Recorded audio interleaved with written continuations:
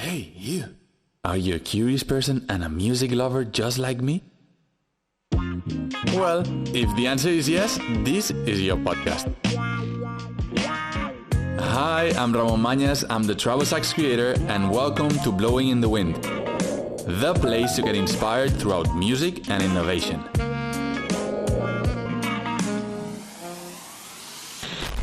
Let's talk. Hello everyone and welcome to the episode number 8 of Blowing in the Wind podcast. Today I have the honor of interviewing Derek Brown. He's an amazing sax player, but he has been revolutionizing the way the sax can be played, and he's very known for his BEATBoX SAX playing style, and I've been following him for a long time, and today I have the honor of talking with him and asking many interesting questions, at least to me. So I hope you like this podcast. And without further ado, let's start. So Derek, thank you so much. It's been a pleasure to have you here. I've been following you for a long time. So and for me it's an honor to have you here and to be able to share some experiences with your own experience, right, with all our listeners. And I think it's gonna be a really cool interview. So let's for having me. Yeah. So first of all, I would like to ask you if you could let's say explain, right, a bit what's your how would you define yourself? Who is Derek Brown, right? Wow, we could go into a lot here. I know. Was born way back in the summer of 1983. For what you might be interested in, yeah, I'm Derek Brown. I've been playing the saxophone I just turned 40 this summer. I can't believe it. I feel like I'm still 20, but whatever. So I've been playing saxophone for like 25 years. That's kind of crazy. Mm-hmm. I guess if I'm known for anything, I guess in the saxophone world, it'd be the BEATBoX SAX sound. But I didn't always play. I could tell you about my past if you wanted, or Mm-hmm. I don't know how much you want me to get into that. Mm-hmm. I didn't always play that way. I wasn't born playing. It was a slow evolution. But yeah, I don't know if you want to hear anything about that. But. Yeah, I would like to know why did you choose to play the saxophone? I don't know if you have you have musicians on your family, or it was just, how did everything start? Yeah, so my parents were not like necessarily trained musicians, but they always liked music. They appreciated music. They were into like musical theater. Mm-hmm. And so growing up, I know a lot of musicians who like their parents were like always playing classical music or jazz music. My parents were just playing like kind of pop music on the Mm-hmm. radio. And so it wasn't like, oh, the world of music. And actually when it became in the US here, Mm-hmm. a lot of schools have band programs where you play a wind instrument at like 5th grade or 6th grade. And the truth is I didn't even want to play an instrument. And so my parents made me pick an instrument because they knew like it's that thing, like you got to try it at least for a year. It's like, okay. Mm. And so I remember going to a store where they had all the instruments out, and I remember the saxophone was like the shiniest, and it had the most buttons, and so it looked like the most expensive. And so it's like, if you're going to make me pick something, you're going to pay for it. I'll pick the saxophone. That looks expensive. Nice. And so, so I started on the saxophone, and it's not like I was like naturally good at it. I don't think I'm naturally good at anything.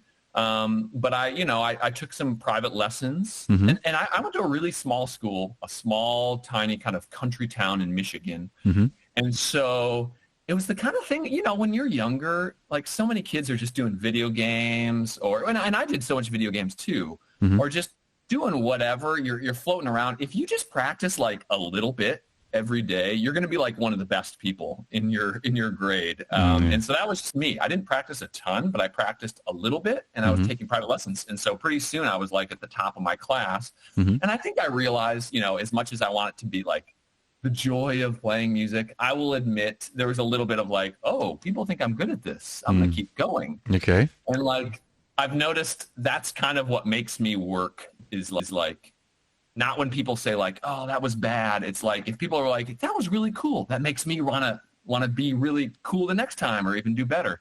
And so that was just kind of the thing that I guess I slowly started to practice the most. And then eventually I realized I wanted to major in music and go to school for music in college. And it's funny because here I am, we could talk about this later too, but here I am at 40 and I'm back in school now for music. Okay. But that's a whole other story. Okay, interesting. And so you start playing the saxophone. So and then I know that you start like just like an amateur, right? And then you start progressing, and then you decide to go for a major on music, right? And you start also. Yeah. So what was that process from when I guess that, I don't know, in my case, right? I love music, but I decided to go for engineering. Did you had any other options, or there was a period where music was definitely the thing I was best at by the time I got to high school. But there was a time, a brief, like a year, where I didn't want to do music. I didn't want to continue with it because I remember going to a summer music camp, and I remember all the sax players like warming up, and there were some that were just like playing so fast, and it was just like, so, I don't know, it seemed so showy. I don't know if they were trying to show off, but I just felt the competition. Yeah. And you had to audition for things, and I just felt like there were some people that were definitely better or had nicer horns, and I just remember, like, if that's what music is, I don't want to be a part of that. Yeah. And still to this day, I do not like the competitive side. I don't even like the show-off side, which, some people might even be surprised to hear me say that, or they might think that, like, when I'm doing some of this, like, fast beatboxy stuff that it's show-offy, but it's really not. That's just me trying to, like, make as much sound as I can out of one instrument, and trying to, like, can I do harmony and bass line? But I've always been turned off by the competition side. And so there was a time where I was like, I'm pretty good at math. So I was like, maybe I actually thought engineer, but I didn't know what that meant. And then as I got further into it, I was like, that's just not cutting it. I don't really. And so really it was like there was nothing else. I wouldn't say it was like, oh, I was just so 100% passionate about music. All I wanted to do was practice me. No, I still wanted to play video games a lot. That didn't happen until when I really got serious. I was at college.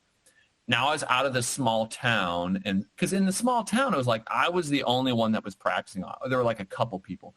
When you go to college and you major in music, or if you get into a really good group, you realize actually it's really normal to practice for 5 hours a day. And then I realized, man, what's the secret to these people, these like few people at this college that are the best? They are so awesome. And I just noticed they were just in the practice room a lot. They were just in the practice room more than other people. And that was, on one hand, discouraging, of like, here we go, I guess I have to like give up the video games. And that was like a big thing for me, of like kind of for a time saying, okay, what if I took these hours that I spent playing Mario Kart and played practice? So that was tough, but it was also encouraging in the sense that like, that's really all it is. It's not like, I mean, I've never, like I said, I don't think I have any natural talent. Most of the people I am playing with, they weren't child prodigies. And so it's this good news that anybody can make it if you just put in the time. And so even if you're a slow learner, just put in the time, just get into a habit of playing every day. Maybe it's 30 minutes every day, but when you get older, if you get serious, if you're lucky to focus on it, do 4 or 5 hours a day. You do that for a few years, you're going to be smoking no matter who you are. And I mean, that happened. I don't know if I'm smoking, but yes, you are. Nice. Okay. I have two questions related to what you were saying. First, video games. You said that you were into video games a lot, and you decided to go into into focusing more on music and less on video games, right? If you had a music video game that would teach you a music theory, whatever, do you think that would be something that you would do? And I don't know, That's a great. Is this another one of your little secret projects, Ramon? I don't know. I mean, I could see that working with this guy here. Maybe, So maybe. that's a great idea. I mean, I'll admit I loved Rock Band didn't come out until I was like a little bit older. Hmm. Like I was kind of an adult, and that was super fun. Rock Band killed it.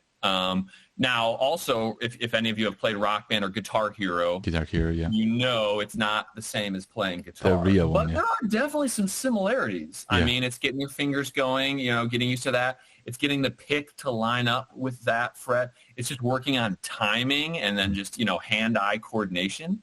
So, I mean, I think that's huge. But yes, if someone's, they could be the most amazing Guitar Hero pro, you hand them a real guitar, nothing. They can't play anything. Yeah. However, it may have improved some skills. Now, then there's the other side of things where you have, I've seen some apps that are trying to do things or, like with guitar. And if it's totally 100% about just music and there's no fun in it, there's no reward, then it's just like everyone can see through it. And it's like, this is just practicing. Yeah. Not too bad with practicing. So it's the kind of thing where it's like, man, it would be cool if there truly was a game that was like on the saxophone that used the actual keys and built up to it. But it was built like Guitar Hero or Rock Band where there were levels. It was doing real songs that people knew. It had the, if any part of it just looks like, this seems educational, then it's like, you got to find that line. But then again, when you're older and if you're majoring in music or that you're serious about it, then yeah, like if it's a little bit more fun and it's not like Mario, then yeah, I would still do that. So I think, yeah, there's definitely a world for that. Make that game, Ramon. We'll do that. We'll do it. Great. So you said that you stop playing video games, you start practicing like crazy. What was your routine when you decide, okay, I'm gonna go for it. I'm gonna be a professional musician. I'm gonna study. How many time and what was your routine, or maybe it definitely evolved, right? Yeah, good question. And I will admit, if I didn't have guidance, if I didn't have like a great private lesson teacher, if I didn't have groups that I was playing in, and if I wasn't surrounded by other good musicians, I think it wouldn't have worked. It doesn't matter how motivated you are. Everyone knows this. When it's New Year's Eve, you make a resolution. I'm going to lose weight. I'm going to practice 3 hours. Or it's summer break. I'm going to practice 4 hours every day in the summer. School ends. You play 4 hours. Okay, that was cool. You play 4 hours the next day. You play 3 hours the next day. You get bored.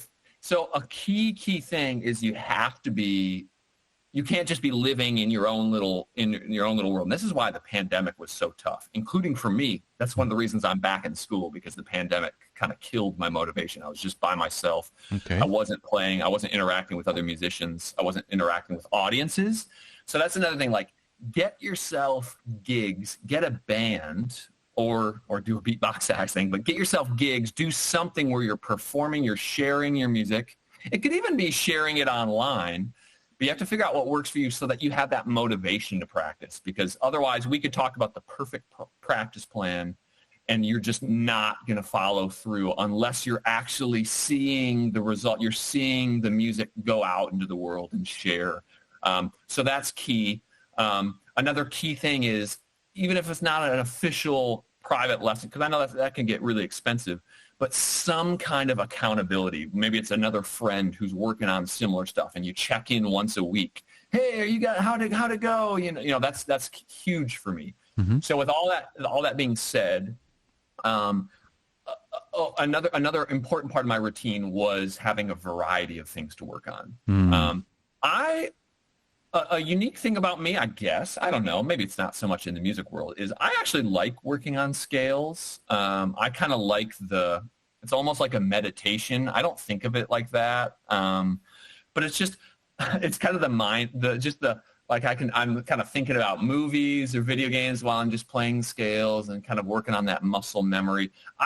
For me, I love just getting a little bit better every day at something, and scales are something I can notice that I get better, and you can do different things to the scales. But that being said, don't just stop at that. Don't just do that for 2 hours. You have to force yourself to do other things. So I would say when I was in my prime of doing like the 4 to 5 hours a day, it was like saxophone, doing some scales, then doing some etudes from a book. Then it was maybe working on a longer solo that I was working on. Then I would switch to jazz mode, and then I would do some arpeggiating chord changes of a tune, so working on a specific tune, working on 2-5-1 licks. Mm-hmm. Then it would be transcribing for a little. Each of these things is like 20 to 30 minutes. Transcribing a solo, listening to one and kind of memorizing it. Then a really important part of my routine later on became just the wide open experimental part, where it's like. And that might be at the beginning of the lesson. That might be at the beginning of the rehearsal. It might be at the very end. Another thing everyone has to learn is you have to learn what works for you. If you only do the fun stuff right away, which is still tempting to me, then you're going to be like, oh, I'm hungry for a snack, and then you go. You may have to force yourself to do the unfun stuff, the not fun stuff, which for a lot of people might be scales. Do that first, knowing that if you get through everything, then you get to do the improvisation, or then you get to do the experimental stuff. Mm-hmm. But that being said, if you do that all the time, then maybe you won't even practice, because you're like, oh, shoot, I have to start playing the saxophone. I have to do scales. So maybe you do need to do the fun things. And it's so key to kind of learn what makes you tick. Mm-hmm. Take note. I mean, ideally, you're doing a journal. And I was mentioning so many things, Ramon, the etudes, the scales, and because then there was a time where I would do a little bit of flute, and I would do a little clarinet, and that would be kind of nice variety to break it up. When I was doing that much stuff, I definitely had to kind of write it out, just like a journal of what I worked on that day, and then just take note, like, oh, that practice session did not work. What can I change? Because the number one thing, regardless of how productive a practice was, the number one thing is that you just have energy to do it every day. Like the best out there saying, like, sports elite guys from sports and musicians, they wouldn't say that they need to practice, right, to become better. It's super important to practice what you're not good at, right? Mm-hmm. Rather than practicing what is fun, or maybe it's fun practicing those things that you're not good at, but normally no, because it's challenging, right? And then you get to this procrastination thing, and you say, okay, I'll do it tomorrow, and tomorrow the next day. So how do you, I think you more or less answer that, but how do you fight procrastination? Because I think everyone is...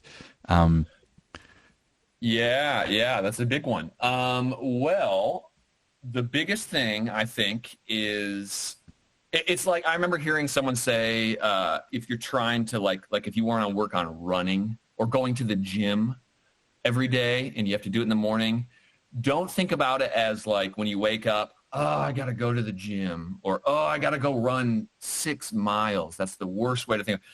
Your only task in the morning, your goal is to wake up and put your running shoes on. Yeah. That is your goal. So if you wake up and then it's just like, I just got to get my shoes on, and then you have your running shoes. Yes, there's a 1% chance you won't go for a run, but you've already got your running shoes on. Now let's go run. Okay. Mm-hmm. Same thing with the saxophone. And you have to find the time that works for you. For a lot of people, it's having like a specific time of the day.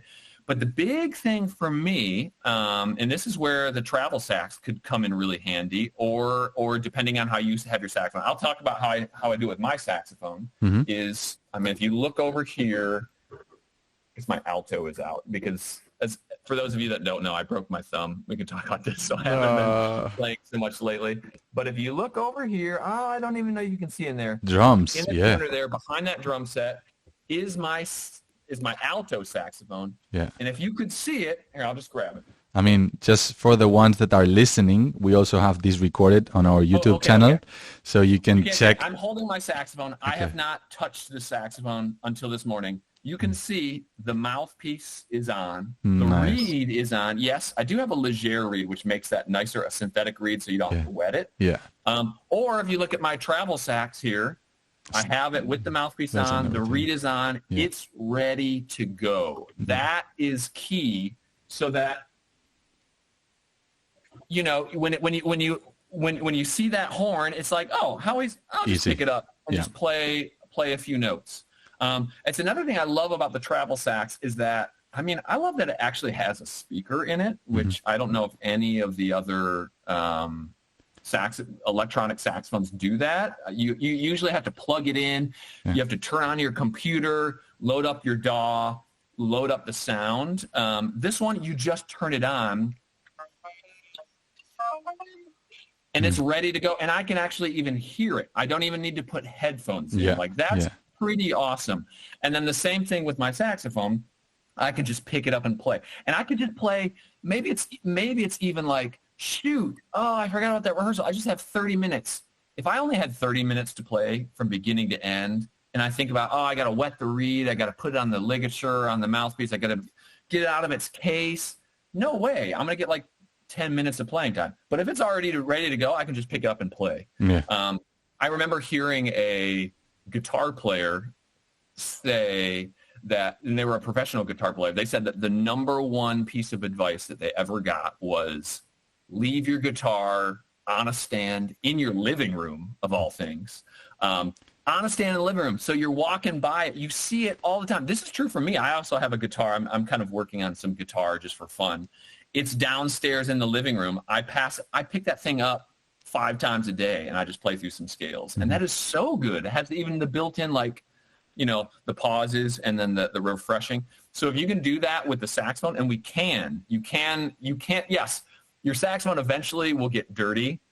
So yeah, the best thing though is after you finish practicing, that's when you've got, like, you're feeling good. Yeah, I just got an hour in a practice. That's when clean, swab out the mouthpiece with your travel sax if you want to clean out the mouthpiece or whatever.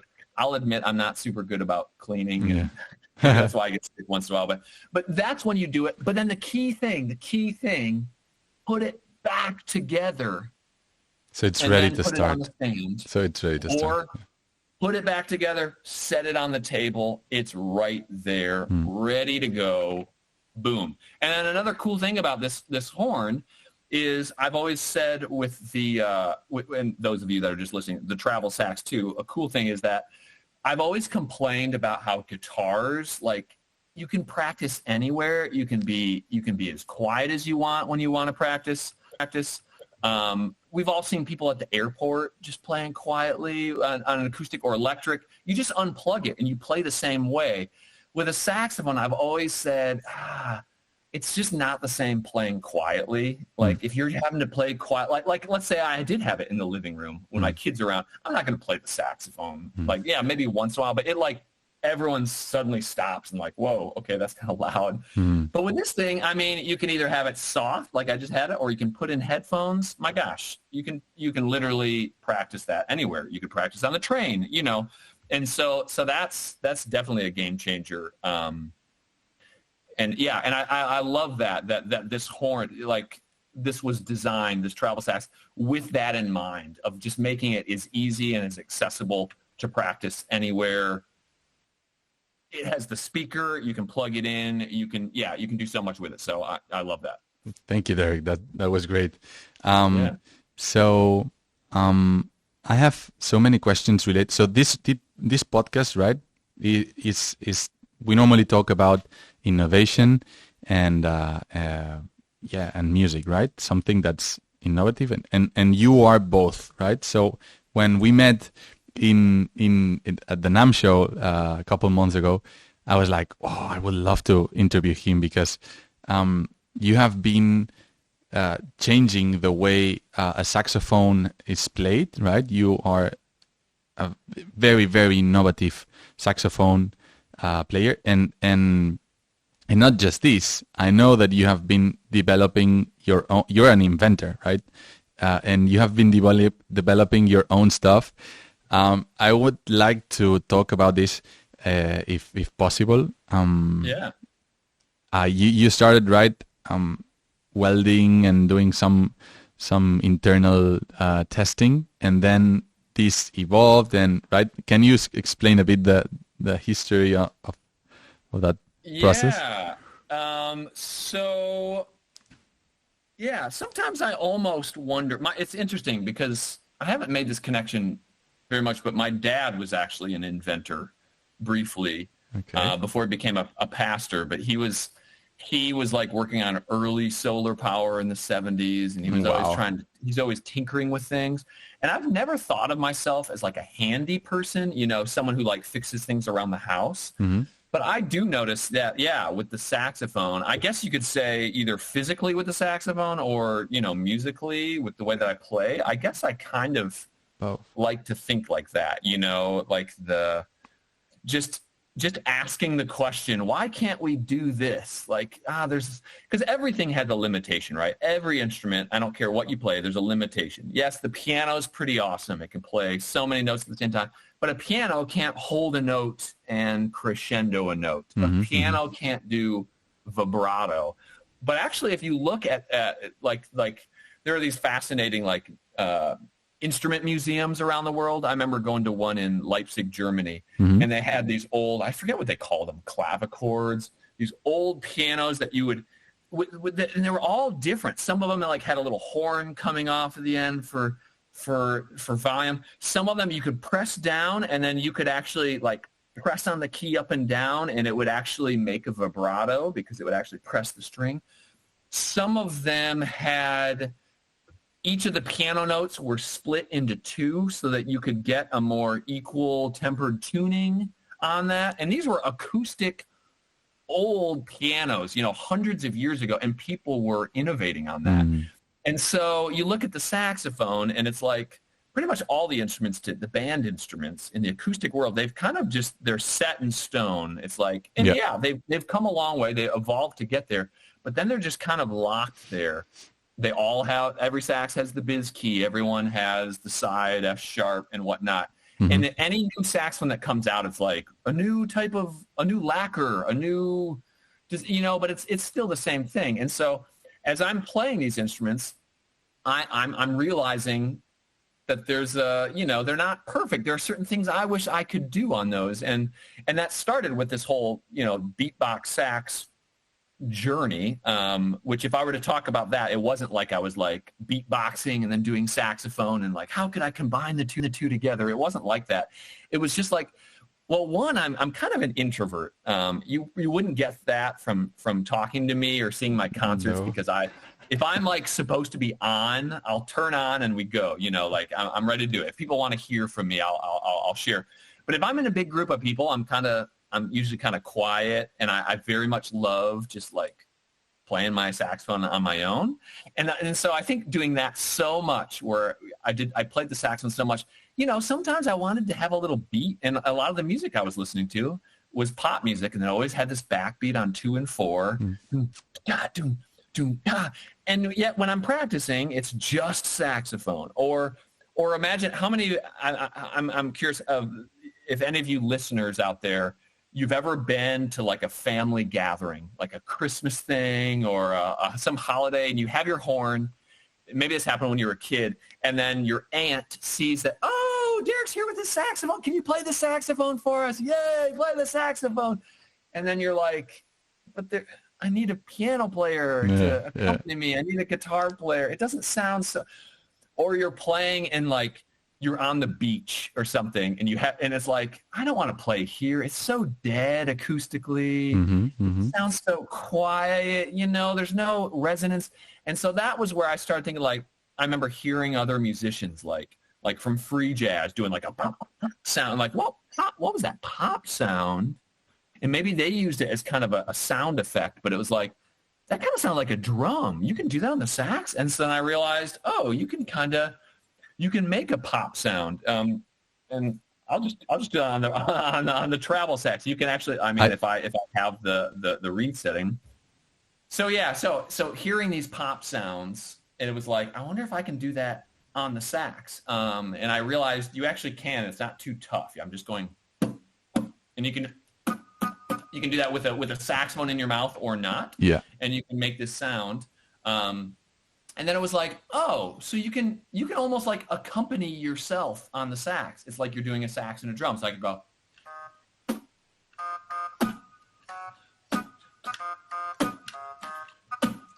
And I had this really, really, really quiet, but this is also really nice because I'm in an apartment, so it's really quiet.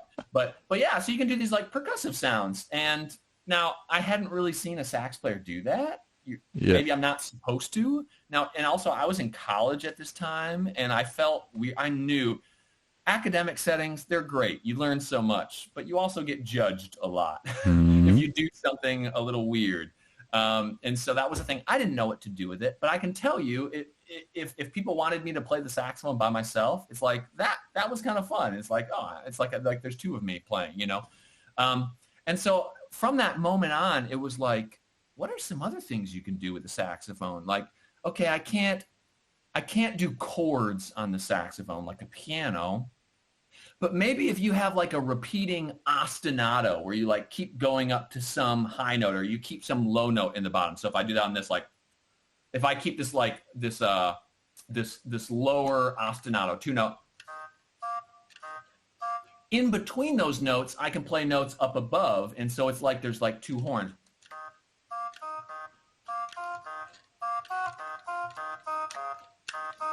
And I'm just kind of improvising. I can actually play the song Human Error that I do on this.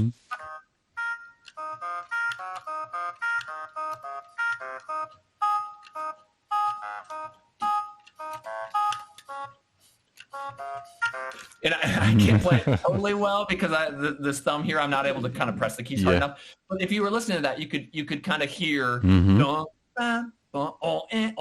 you can do these ostinatos, so you can make it kind of sound like there's a bass player playing and a sax player playing on top. And so that was one thing musically where I'm like, oh, this is cool. But then I started to kind of question, well, I see these guitar players who are like hitting their strings, and they're actually physically getting a percussive sound by hitting it. And so that was when I started experimenting for the first time with like looking at the saxophone. Could I actually get a sound by hitting it? And you know, with the fingers, it wasn't very loud. And I realized that the right thumb, which of course that's my one finger that's broken right now. This is the one finger that's not pressing a key. You know, it's just holding up the sax. And so I realized if I put a ring on this thumb, I could hit the thumb hook. And you could do that on this travel sax too. And you could hit that thumb hook, and you go tick tick tick tick tick tick ta ta da, and you could keep going. And now I realized with that like, oh, maybe if the thumb hook was a little bit shorter, I could kind of get an up and a down stroke. And that was the first time where I was like, okay, so am I gonna like scrape down this? Okay, so I got a file, and I started filing down the thumb hook, and some sax players would be like, what is he doing? Now, I'm doing this on the thumb hook. That's one thing. But then it was like, okay, I have this ring on. Are there other parts of the saxophone where you can get a sound? And I wish I could demo this, but I can't right now. We can do a small demo here because I have a video of yourself playing. So I can try and play it. Let's see if people can. Sounds good.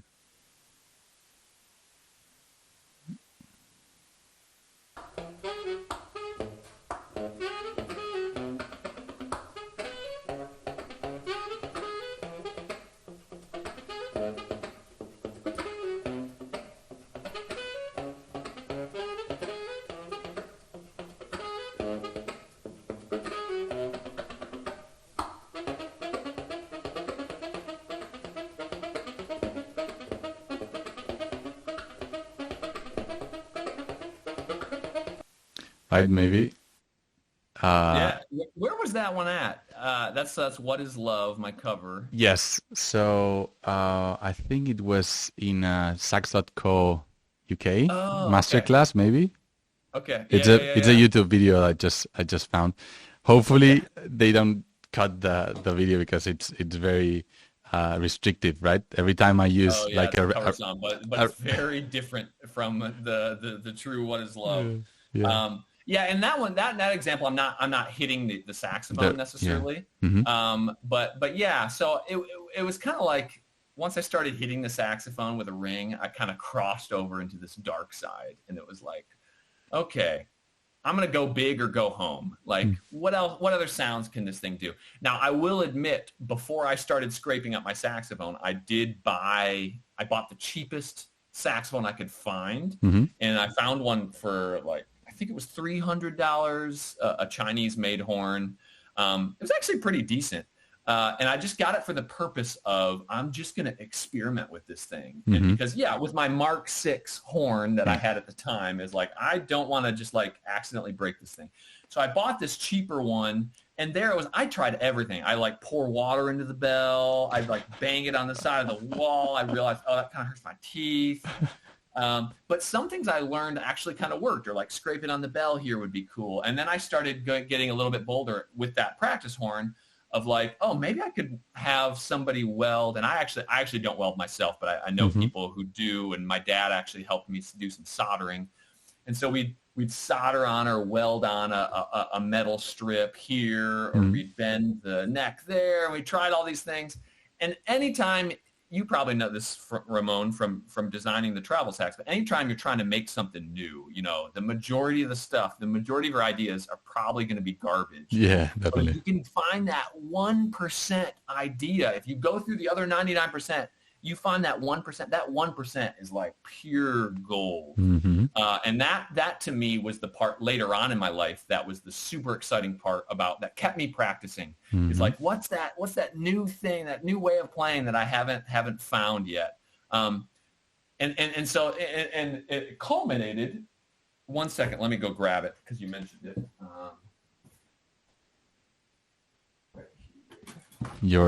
I think you're gonna. Bedroom. We're gonna play some music from him while he comes. Let's see. All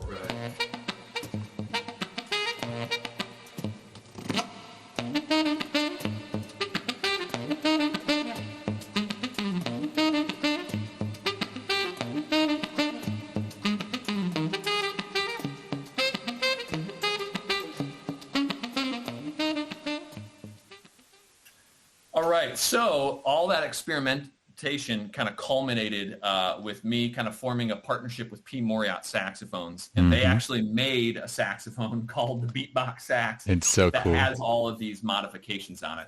So you can see, it's got this extra strip here that you can kind of scratch with rings. It's got extra bracing on the bottom so you can actually pound it on the stage. Yes, wow. Pounding sax on the stage. It's got some ribbing here. So this was just me like taking a saw or a sander, and then cutting in these grooves here with a ring, and it goes, just things like that, or even messing around with like adding extra keys of so I can play it with one hand. Wow. Most people probably aren't going to use those kind of things, but for me, that's such an exciting part of music, is just kind of seeing what new directions you can take it.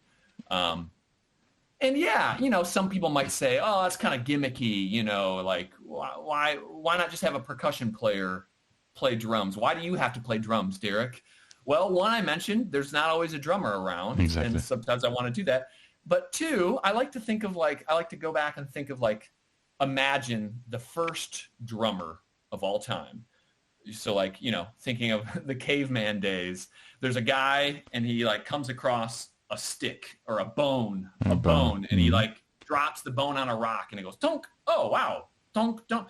Oh, this is cool. They got a drum. And then probably 100,000 years go by and everyone's just playing sticks with one hand, one stick on one rock. And then someone comes along, some rebellious guy that no one likes. And he's like, look at this, guys, 2 hands, 2 sticks, one guy, 2 sticks. I'm playing twice as fast. And everyone's like, what? Such a show off. Or like, you're ruining all the tradition. 100,000 years of tradition. 1 stick, one hand. No, this is fun for me.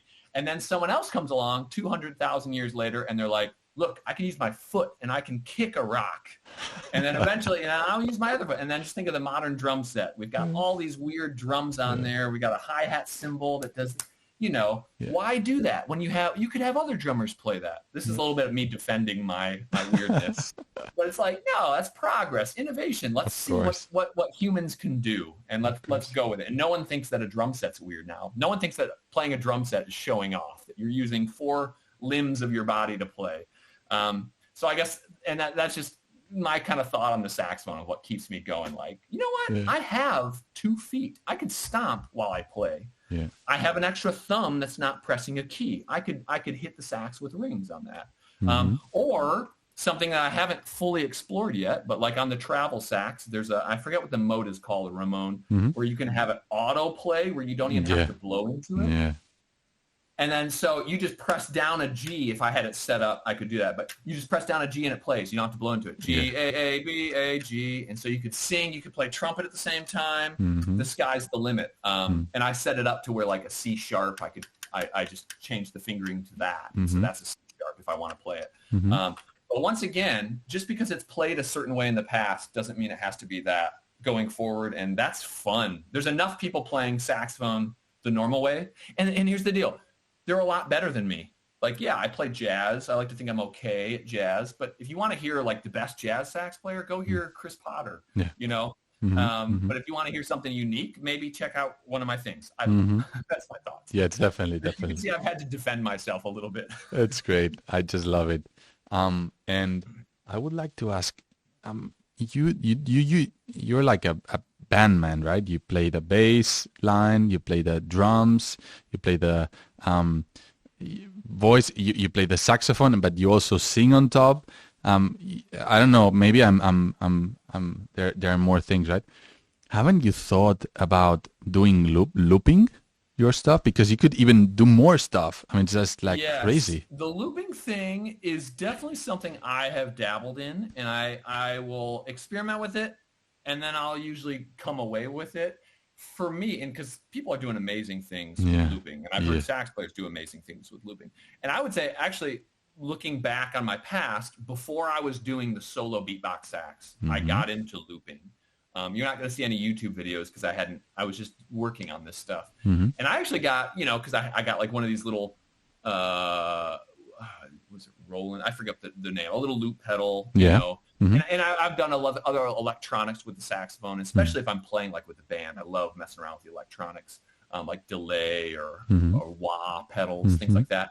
But I actually got so into looping that I got a computer program to run it with a big, huge MIDI, controller, foot controller. And I even had some other things that I made homemade for kind of other percussive sounds. I had, along with the foot controller, I had a separate foot bass pedal thing, like an organist. And so it was like, I have everything here, and all went into the looper. And so I would, I would play a percussion line with my foot on a doom ka doom ka doom doom ka doom ka, and then I'd hit loop. And then I would go to the bass pedal, and I'm doom doom doom doom doom doom doom doom doom doom doom doom, and then I would hit record, and then I would play something on the sax. Then I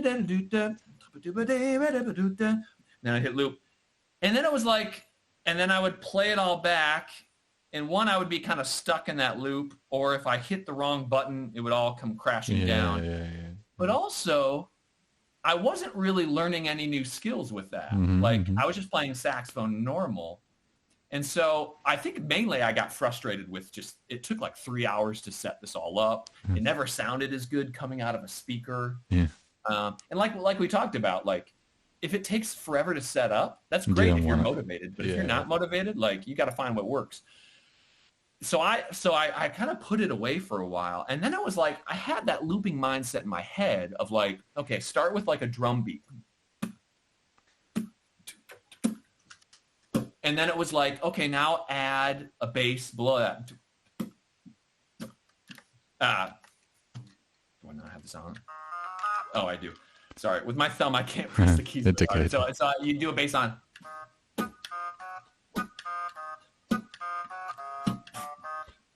Okay, now what's another thing that I would loop over? Like an upper part, like an upper tune.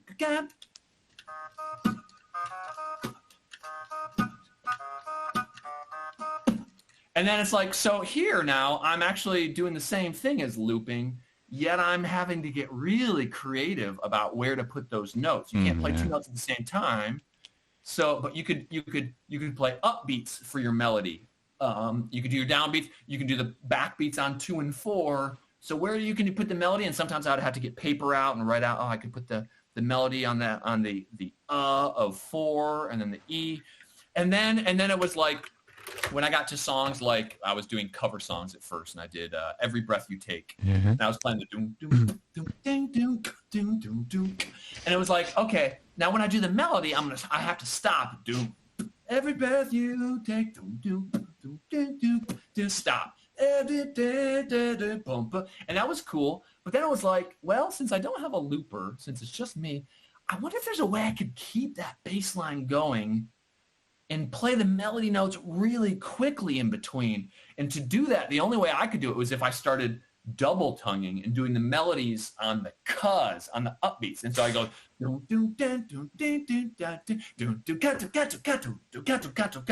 I had my sax, I would do that. Yeah. And so then suddenly I'm using this new technique for me, double tonguing, to do that. And then I get to another point where it's like, oh man, I need more breaks. Can I double tongue and circular breathe at the same time? Or maybe I can do this slap tonguing thing and breathe in while I'm slap tonguing. And so for me, having the limitation of just a saxophone, just a solo saxophone, forced me to come up with way more ideas, I think, than I would have if I had done a looping. Now, that being said, maybe someone is into electronics, or they want to take it further because, so of course, do the looping thing and go on. And maybe I'll go back to the looping at some point if I get bored of this, or I find myself on a desert island with a looper and it's just me again. I'm tired of BEATBoX SAX. Let's do the looping again, But for me, a huge part of, I guess, innovation is having limits. Yeah, definitely. That's the problem with, like a program like Logic. You have, a keyboard and Logic. You have every tool you could ever want. It's the same thing with like Spotify. We have everything. And so what do? We get paralyzed and we don't do anything. Mm-hmm. I'm a composer now. I'm working on composition at school. And I get so overwhelmed with the blank page. You can do anything. You can write anything. And so I write nothing because I can't think of it. Yet if I have this limited saxophone that plays one note at a time, whether it's the saxophone or the travel sax, one note at a time, it forces you to get creative. What are you going to play after? What rhythm are you going to use? Yes, you could use looping, and that opens up the limitations. And yes, if you stay totally if I only had two notes to work with, I'd eventually get bored. But I have thrived on that limitation, and I love that still to this day when I'm composing something like I got asked to compose a saxophone ensemble piece, and I was just like so tired. I wasn't inspired to just write normal notes. So it's like, I'm just going to have everybody do finger clicking, not even blowing into their horn, the entire piece. It was just a goal. I said, let's just do that. Once again, if you want to just listen to nice saxophone music, go listen to somebody else. There's plenty of that, and they're way better than I would be. This is I learned over time kind of what I'm good at and what I'm not good at. And yes, you can work on those things that you're not good at, but also start making stuff. And for me, that means putting limitations on it and seeing how creative I can get with it. I want to talk about the last album that you that you launched, right? 2021, it's called Symbiosis, right? And with Jeff Coffin. Yeah, with Jeff Coffin. This guy is amazing also, Jeff Coffin, right? He can play like two saxophones at the time, and he's doing crazy stuff. I want to just play one of your songs and see if we can comment on that.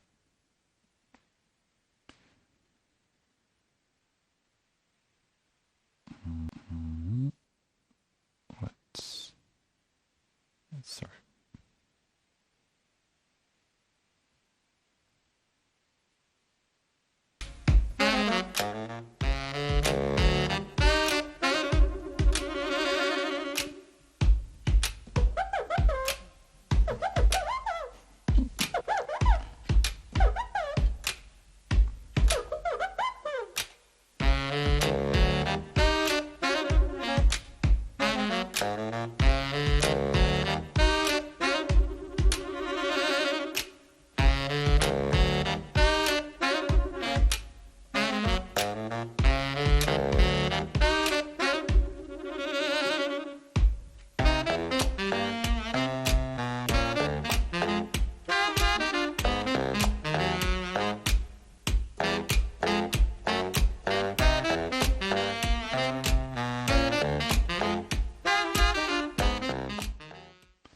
So you can hear a lot, like the clicking, right? Here, Yeah. you can, like what we were talking about before on with your left thumb, right? Click, click, click, Right or thumb, right and thumb. then I actually evolved into having rings on both hands. And Okay. so you'll hear me, yeah, I'm kind of clicking on both. Wow. And then I'm stomping with my right, doom, doom, doom.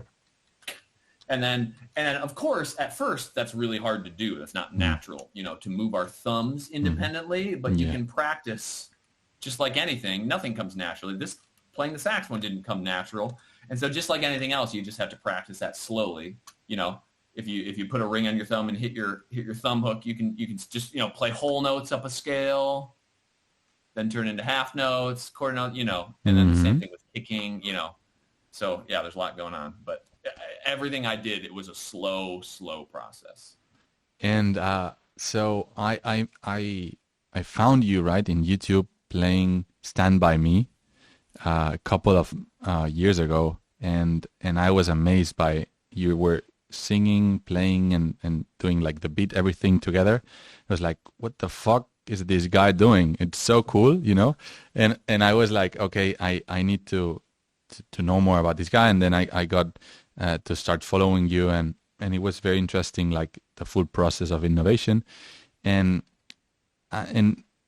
how did you decide? Okay, let's put this video on YouTube, because then it went viral, right? It has more than 11 million views, or Yeah, I mean, that's my like big one. Yeah. it's just crazy, right? Yeah.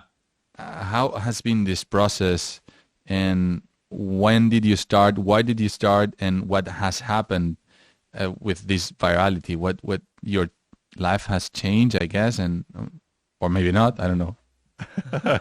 It's true. I mean, most people, I think, when you see musicians online, you think that they're famous, and they're like, okay, maybe a lot of sax players know me, but come on, I'm not really famous. No, but in the community, you you're have to figure out what to do with it, because if you have a viral video, it doesn't mean, like I get a little bit of residual income, small little bits every once in a while from Google or whatever for the ads on that, but not much. Just like Spotify, you have to. The majority of my income, definitely still to this day, comes from traveling and playing live. But I am grateful for YouTube. I mean, I have a love-hate relationship with YouTube and social media, especially because I'm now an old guy at 40, so we have to. Are you in TikToker? I am not a TikToker. I think I'm on there technically. Me neither. During the pandemic, and I just never took it off. Like all my friends are just saying, "Yeah, you need to go on TikTok," and I was like, another social media. I'm super. I know, and you have to find what works. It's the same thing as practicing. You have to find the system that works for you. Because I will say, even if I didn't like YouTube, I would not have a career if it wasn't for YouTube. In the days before YouTube, you had to get found by an agent or something, and an agent would make you, and they would take that doesn't happen this day. You have to do it your own. And anyways, I wouldn't have gotten my music out. And so the only reason, like I said, it was because I started doing this beatbox stuff. I didn't know what to call it. I put it out online. It started getting noticed, and it was like, oh, people are responding to this. Cool. That's awesome, because I also like doing this. And then that kind of helped me to kind of zero in on what I wanted to do, because I was also doing stuff with bands in Chicago at the time.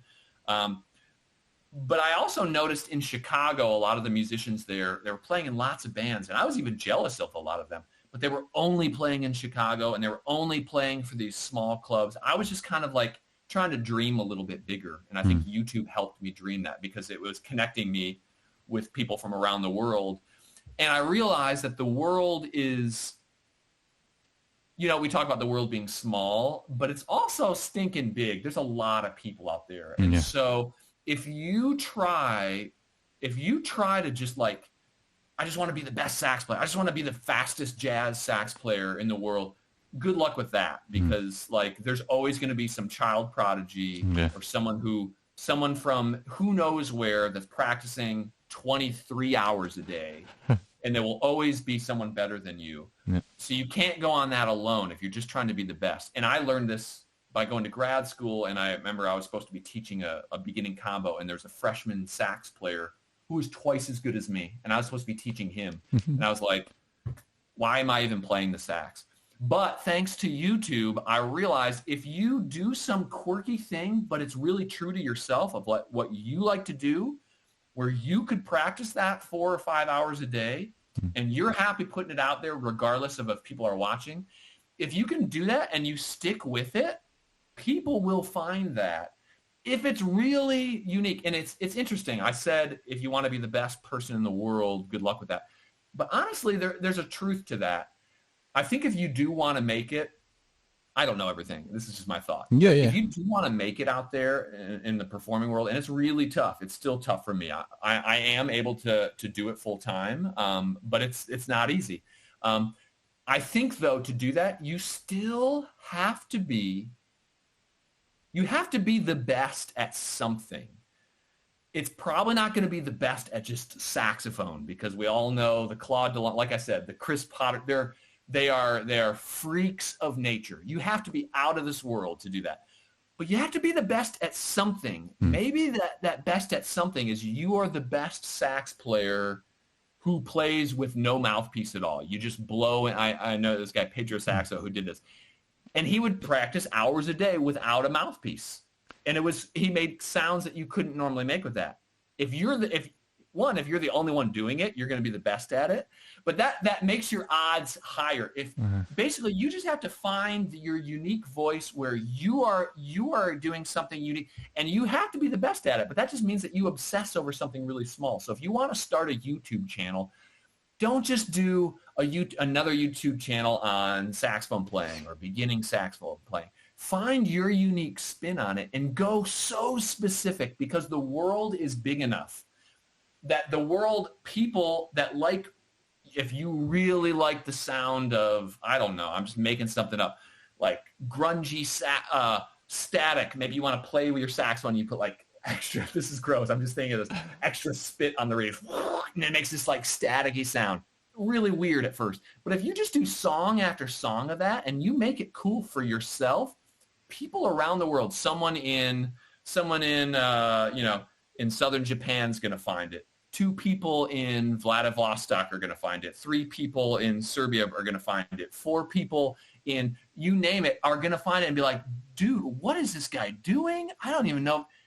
He's the only one like this, Then suddenly people follow. And then even so, you can start to convert people who wouldn't even think they like it, because everyone is attracted to somebody who's just like so into something and believes strongly into that. Even if they don't even really like it at first, they will be transformed by it. Man, this guy keeps coming out with these videos. Yeah. I hated it at first. It was gross at first, but it's kind of cool now, cool, Yeah. So I hope someone listening to this podcast starts that. Play with a lot of stuff on your reed, make a static sound, make album after album of that. Nice. But I think that is the secret to success, is like finding that. Don't go as specific as you can, and people will find that. I don't even remember what your question was, but no, how did it change your life, and if it changed, and so more on that regarding how it changed. So it got my music out there. It showed that there was like an appetite for this. There's a future of this. I still had to like find a way to like actually make. It's one thing to have a 3-minute video, but it's another thing to have a concert. And so the innovation couldn't stop there. I had to think about ordering a show, structuring a show. How do I begin the show? How do I have mystery, suspense, joy? And that was what forced me to come up with even more things on the saxophone, like to start singing and playing, because it's like, I like it when people sing. Or it made me think, maybe I could interact with the audience. Maybe I could have them sing, kind of like the Jacob Collier thing, having them sing while I play. Maybe I could have something on my phone. I record my dad and stick the phone in the saxophone and do a duet with him. Just thinking, and so much of it has to come down with not what you think the world needs to hear, but what you would want to hear. And then so when I go to a show, I get bored if no one ever talks to me in the band, if they're just playing to themselves. So I want to hear talking. So I'm going to talk to the audience, even if that's not natural to learn. There was one other thing I was going to say with that, but I'm blanking on it right now. I forgot it, but so thanks to YouTube, it kind of let me see that there were people that were into this. Now that being said, you can get discouraged by that if you see that there's only a couple likes. That's why mostly you yourself have to believe in it. Yeah. It has to be fun for you, and if that means keeping your day job, do it, and just keeping the saxophone fun. And then eventually, if you stick with it and you find kind of a unique enough niche and you stay with it and you believe in it, then that can blossom. And then that turned into eventually a full-time career for me. It's still a lot of work, and I've had to be innovative in other ways, like spamming literally thousands of festivals to get gigs, but then that snowballs. And so the social media thing, it's a love-hate thing because it can drain on you. It can really bring you down if the numbers aren't happening, or just the constantly having to put out stuff. So you have to find systems that work. You have to make it easy for you. When I did the tutorials, I just did it on my webcam because I could just turn on the computer and record. Yes, it looked better on other cameras. You got to find a way to make it work. I don't like recording. I don't like making recordings in studios. It just makes me so nervous. What motivates me to play is exploring new places and finding like a new. If you notice a lot of my YouTube videos, they're in like old abandoned warehouses, and that's because I love exploring these, and the acoustics of these rooms inspire me. And so there, I will happily go to this this cave and record something that I've been working on. But going to a studio, that stresses me out. So once again, you have to find what works for you. You have to find motivation, because no matter what, you can't just say, darn it, I'm going to make a video every week. Okay, you'll do that for 2 weeks and then you'll stop. But if you can find a system of what works for you, what keeps you excited, just like what we talked about with practicing, finding ways to where you can make it easy to play, like with the travel sax too, or having your sax already set up. You're in it the long haul, and eventually your music's going to get out there. It's going to get noticed. Don't get discouraged. Just stick with it. Keep loving it no matter what, and you'll get out there. Sure. Nice. Derek, I know you have other things to move. I've had so much fun talking to you. I hope our listeners too, and hopefully we can meet again soon. And when we create the Barcelona Sax Fest someday, I will invite you, hopefully. Do it. And Ramon, thank you for making such an amazing product. I mean, I know the little innovations that I've done with sax, how long that's taken just to do so I cannot imagine the work that went into this. And I love this thing. So I'm so excited, especially once my thumb heals up, to get more onto this. And I think this is going to be, it's just a great thing, a great gift to the world. So everybody check out the travel sax too. It's amazing. And let's keep going with the innovation. Thank you so much. Yeah, you're welcome. Okay, so that's it. It's been 1 hour already, and it just flew away. Yeah, it's so cool. Thank you so much. I got a little playing in there. Sorry for the moments where, like I said, when I can't press on my thumb here, especially the low notes, which I do the low notes all the time, like the low C, it's hard to press because I can't press on my thumb. Sometimes I would do it like this, like putting it on my knee. That's actually easier. I should have just done that. It's okay. Hopefully there's something in there that you can use. Yeah. We'll just cut like the 2 moments that I couldn't listen what you were talking about. But again, it was super cool, I think. And you don't see like how this has been structured. I'm gonna do I'm gonna send you a bit of let me see. You can see. I'm gonna share with you. You're talking about like the digital kind of layout. Yeah. Oh, nice. I remember getting into that stuff when I was doing Twitch. Oh, you were doing Twitch. Nice. I was, but that was another love-hate thing. That was just, in the pandemic, we all tried everything. This is what I see. So when I talk to you. Oh, cool. Sorry, right now, no, because I'm just, but on this side of the screen is your face. So nice. We are talking side by side. And yeah, I think And it's. just so you know, it doesn't matter to me, but I see it says Chicago, USA, because I'm Los Angeles now. Oh, But it doesn't matter. you change. Oh, we can change that. Okay, Because I I live, was. yeah. When I did the NAMM show, I actually just drove there from here. So Okay. because I've been at school at University of Southern California. But once again, if that's too hard to change, I do not care. So, Okay. Great. but that was great. So again, thank you so much, and we'll be in touch. Okay, anything you need on our side, just write me. You have, I think I shared with you my phone number also. I don't know. Do you guys use WhatsApp in the US?